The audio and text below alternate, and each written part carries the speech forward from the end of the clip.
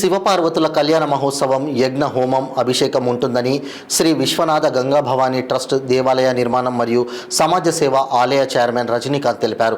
కామారెడ్డి జిల్లా రాజంపేట మండలం తలమడ్ల గంగాపుత్ర సంఘం ఆధ్వర్యంలో శ్రీ విశ్వనాథ గంగా భవానీ ట్రస్ట్ స్థాపన 2024 ఏప్రిల్లో అధికారికంగా నమోదు చేయడం జరిగిందని, ఈ ట్రస్ట్ యొక్క ప్రధాన లక్ష్యం తలమట్ల గ్రామంలో పెద్ద చెరువు సమీపంలో శ్రీ విశ్వనాథ శివుడు, శ్రీ గంగా భవానీ, శ్రీ విఘ్నేశ్వరుడు, శ్రీ కుమారస్వామి, నాగదేవతలు మరియు నవగ్రహాల దేవాలయాల ఒక సమగ్ర సముదాయం నిర్వహించడం జరుగుతుందని తెలిపారు.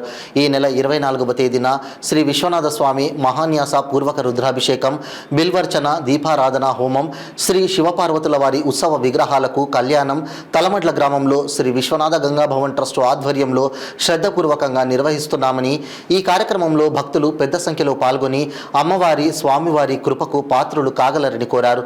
ఈ కార్యక్రమంలో సభ్యులు శ్రీనివాస్, గోపాల్, శ్రీకాంత్, మేఘనాథ్, నాగన్న, నరసింహులు, యాదగిరి, రమేష్, ప్రకాష్ ట్రస్ట్ సభ్యులు పాల్గొన్నారు.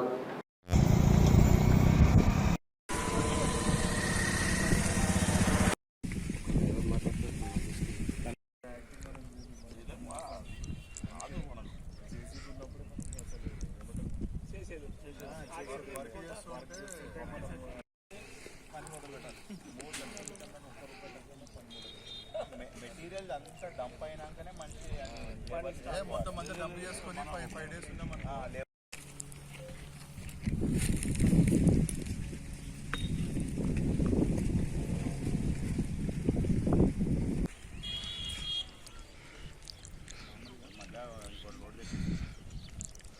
ఒక ఇసుక లారీ తెప్పిస్తే 2 లేదు, అది ఇసుక తేవాలి. 12 ఇప్పుడు 12-11 మందికి ఇచ్చారు. అది తెప్పించి ఈ లెవెల్ అంతా చేయాలి.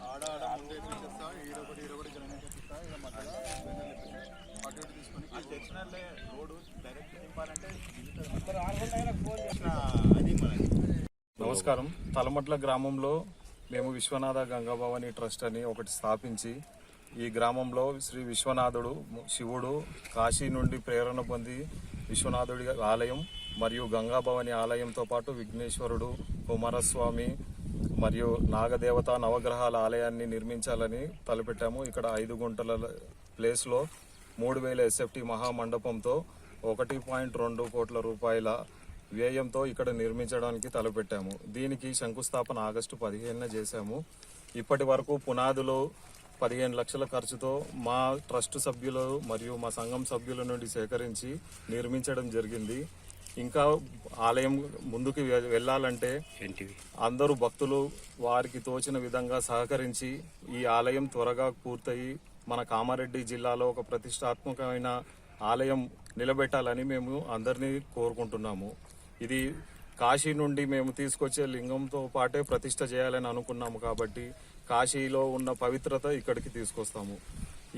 ఈ ఆలయంలో కార్యక్రమాల్లో భాగంగా వచ్చే ఆదివారము 24 నవంబర్ 2024న ఇక్కడ శివపార్వతుల కళ్యాణము, అభిషేకము మరియు రుద్రహోమం చేస్తున్నాము.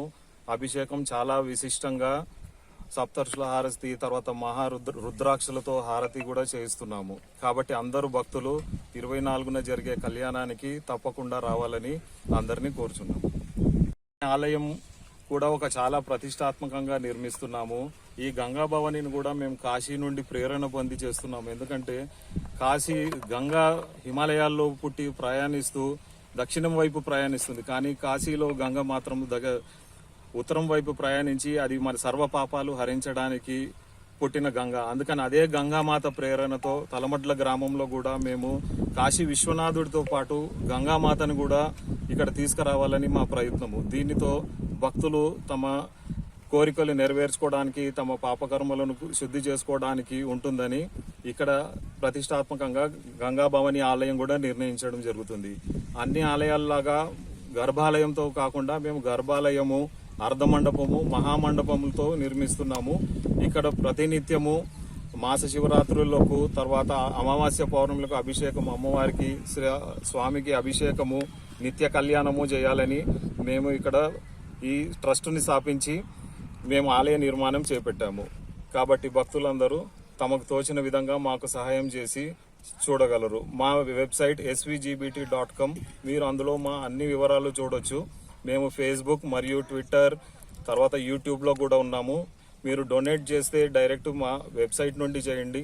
అక్కడ నుండి డైరెక్ట్గా మా ట్రస్ట్కి డబ్బులు వస్తాయి. మీకు రిసీట్ కూడా అక్కడ నుండే వస్తుంది. ధన్యవాదాలు.